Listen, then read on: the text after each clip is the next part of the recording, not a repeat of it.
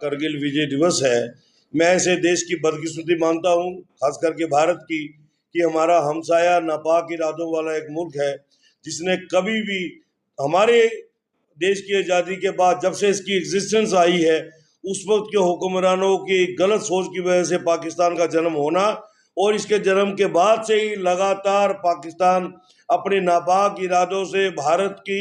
एक सोवरेनिटी पे दखलंदाजी करने में माहिर रहा है।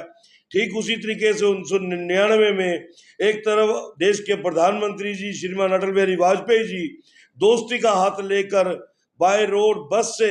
लाहौर जाते हैं और दूसरी तरफ वो नापाक इरादों वाला पाकिस्तान का हुक्मरान जनरल मुशर्रफ जो है वो पीठ पे वार करता है और करगिल वार जो है वो भारत पे थोपी जाती है। लेकिन मैं सल्यूट करता हूँ देश के सैनिकों को, उन शूरवीरों को जिन्होंने उस जबरन थोपी गई वार का मुंह तोड़ जवाब दिया और कठिन परिस्थितियों में लड़े हुई वो जंग जो है वो भारतीय सेना जीती, पाकिस्तान को मुंह की खानी पड़ी, पाकिस्तान के अधिकतम जो है बदमाश सैनिकों को नस्ते-नाबूद किया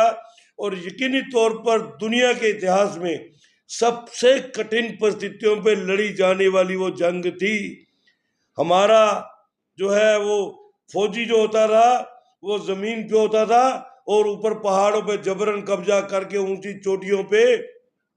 पाकिस्तानी सैनिक जो हैं वो ऊपर से प्रहार करते थे। लेकिन आफरीन थे हमारे नौजवान, हमारे 22-22, 23-23, 24-24, 30-30 साल के वो योद्धा जिन्होंने पाकिस्तान की धज्जियां उड़ा के रखी और वो करगिल वार हम जीतने में कामयाब हुए। हालांकि उस जीत की बहुत बड़ी कुर्बानी हमारी माओ ने अपने लाल खो के दी है, हमारी बहनों ने अपने भाई खो के दी है,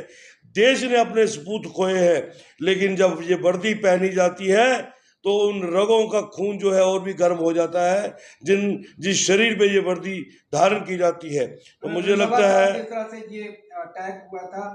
वहाँ पे हमारी इंटेलिजेंस के इनपुट उनको नहीं मिले, लेकिन एक चरवाहे ने जाके ये खबर जो है सेना को दी, तभी ये पता चला कि वहाँ पे इन्फिल्ट्रेशन हो चुकी है और घुसपैठिए ऊपर बैठे हमारी सेना के ऊपर वार कर रहे हैं। क्या कहेंगे इसके ऊपर आप? देखिए, मैं ये तो नहीं कहूँगा कि इंटेलिजेंस की नालायकी रही होगी, लेकिन बहुत बड़ा बॉर्डर रहता है। बदकिस्मती मैंने कहा ना हमारे देश की कि घटिया देश जो है जिसका जन्म हमारी वजह से हुआ है वो हमारा हमसाया है और उसके नापाक इरादे जो है वो करगिल वार में हमें देखने को मिले। मैं स्वयं भी करगिल कई बार गया हूँ, मैं उन पहाड़ियों की तरफ गया हूँ, उस टाइगर हिल पे गया हूँ और मैंने वो देखा है कि साधारणतः भी कठिन तौर पर वहां पर जीवन व्यतीत होता है। तो कैसे हमारे शूरवीरों ने, हमारे जो हमारे योद्धा थे उन्होंने पाकिस्तान के सैनिकों की धज्जियां उड़ाई और उनको टुकड़े टुकड़े करके उनको जो है पाकिस्तान के अंदर वापस खदेड़ा और एक एक चोटी के ऊपर जो है तिरंगा लहराया था। यकीनी तौर पर 1999 में वो जीत जो है, जीत तो है, लेकिन मैंने कहा ना कि जीत की बहुत बड़ी कुर्बानी हमने दी है। इस महान गाथा को बीजेपी किस तरह से इसको मनाने जा रही है? देखिए, पिछले 25 वर्षों से लगातार भारतीय जनता पार्टी ने ही देश का हर नौजवान, देश का हर नागरिक हमारी उन शहीदियों के प्रति कृतज्ञ रहता है, उनको सल्यूट करते हैं और इस बार विशेष करके 25वीं जो है करगिल विजय दिवस के ऊपर उपलक्ष्य में आदरणीय प्रधानमंत्री जी नरेंद्र मोदी जी स्वयं उन दूर दराज पहाड़ियों पे द्रास जैसे सेक्टर में जा रहे हैं जहां पर वो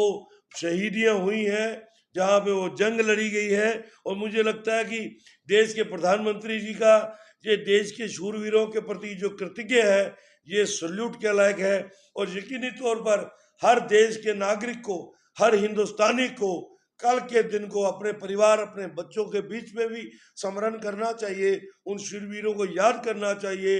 और जिन लोगों ने हमारे कल के लिए अपना आज खोया है उन माओं को याद करना चाहिए जिन्होंने अपने लाल खोए हैं, उन बहनों को याद करना होगा जिन्होंने भाई खोए हैं और उन पिताओं को जिन्होंने अपने पुत्र खोए हैं। यकीनी तौर पर प्रधानमंत्री जी के द्रास में कल जाने से बहुत सी यादें जो है ताज़ा हो जाएंगी और यकीनी तौर पर ये हम सबका एक योगदान देश के नागरिक के जो प्रति बनता है, देश के प्रति जो बनता है, हमें अपना कर्तव्य जो है वो निभाना चाहिए।